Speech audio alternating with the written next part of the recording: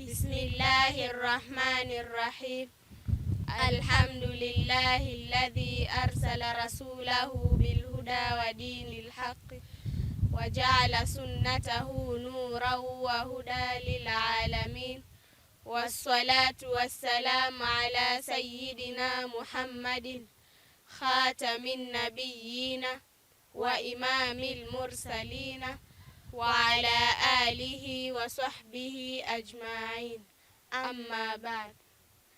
Qala Rasulullahi sallallahu alayhi wasallam, amesema mtume wa Mwenyezi Mungu, amrehemu Mwenyezi Mungu na amshushie amani, ittaqillaha haithu ma kunta, mche Allah popote ulipo.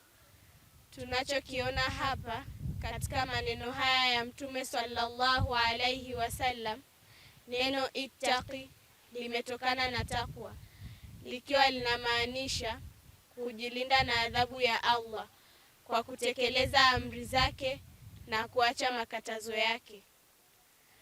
Mtume sallallahu alayhi wasallam anatufundisha kuwa uchamungu haupaswi kuwa msikitini tu, bali uchamungu unahitajika kila mahali, ukianzia nyumbani, sokoni, safarini, kazini, shuleni na hata pale ambapo hakuna anayekuona isipokuwa Allah. Mtu mwenye takwa humkumbuka Allah akiwa faraghani na hata akiwa hadharani. Hii ndiyo alama ya mja wa kweli. Wa atbi'i sayyi'ata alhasanata tamhuha, nafuatisha jambo baya kwa kutenda wema ili kuliondoa jambo baya. Tunachokiona katika maneno haya ya mtume sallallahu alayhi wasallam, binadamu kumbe si malaika, anakosea, anatenda dhambi na wakati mwingine huteleza. Lakini Uislamu haujatufundisha kukata tamaa. Aidha, Uislamu unatufundisha kurejea kwa Allah kwa haraka. Ukifanya kosa, tubu, omba msamaha, toa sadaka, swali, sema astaghfirullah, lakini fanya jambo lolote jema. Matendo mema yanaweza kufuta athari za maovu kwa idhni ya Allah. Wa khaliqin nasa bi khuluqin hasan, naishi na watu kwa tabia njema.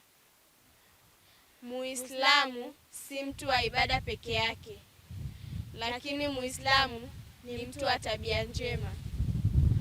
Muislamu ni mkweli, Muislamu ni mpole, Muislamu ni mvumilivu, Muislamu ni msamehevu, Muislamu hawaudhi watu, Muislamu anaheshimu watu.